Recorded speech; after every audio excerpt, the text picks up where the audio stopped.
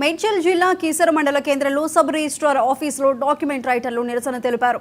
పాత పద్ధతి ముద్దు కొత్త పద్ధతి వద్దంటూ నినాదాలు చేశారు. తెలంగాణ ప్రభుత్వం రిజిస్ట్రేషన్ పద్ధతిని మార్చి స్లాట్ బుకింగ్ సిస్టమ్ను ప్రవేశపెడుతున్న నేపథ్యంలో 144 సబ్ రిజిస్ట్రార్ కార్యాలయాల్లో పనిచేస్తున్న దాదాపు 30,000 మంది డాక్యుమెంట్ రైటర్లు రోడ్డున పడతామని ఆందోళన చెందుతున్నారు.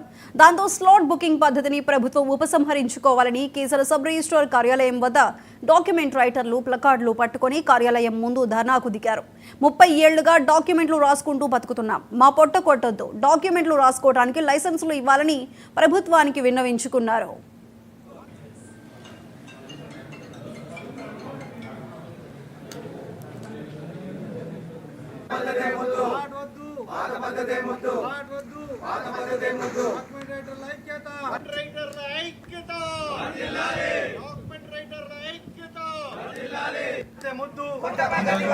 డాక్యుమెంట్ రైటర్ అసోసియేషన్ తరఫున మేము నిరసన వ్యక్తం చేస్తున్నాము.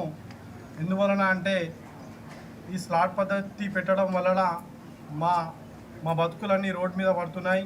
కాబట్టి మేము నిరసన వ్యక్తం చేసుకుంటూ మేము గత 20-30 సంవత్సరాలతో దీని మీద ఆధారపడి ఉన్నాము.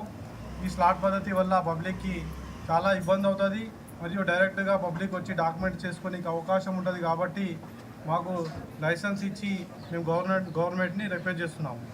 డాక్యుమెంట్ రైటర్స్ అసోసియేషన్ తరఫు నుంచి మా విజ్ఞప్తి అటు రేవంత్ రెడ్డి గారికి ఇటు పొంగులేటి శ్రీనివాస్ గారికి తెలియజేసేటైతే మాకు కానీ ఎటువంటి అన్యాయం జరగకుండా చూడాలని కోరుకుంటున్నాము.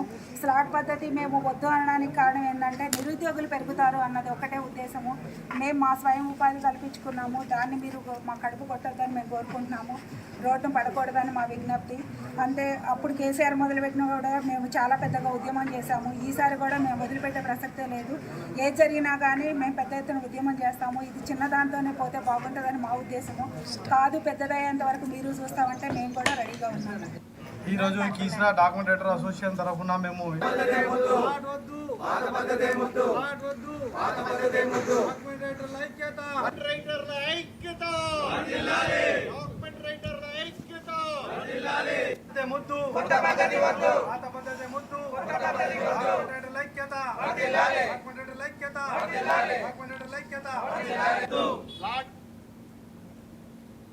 పిల్లవాడు అల్లరి చేస్తున్నాడని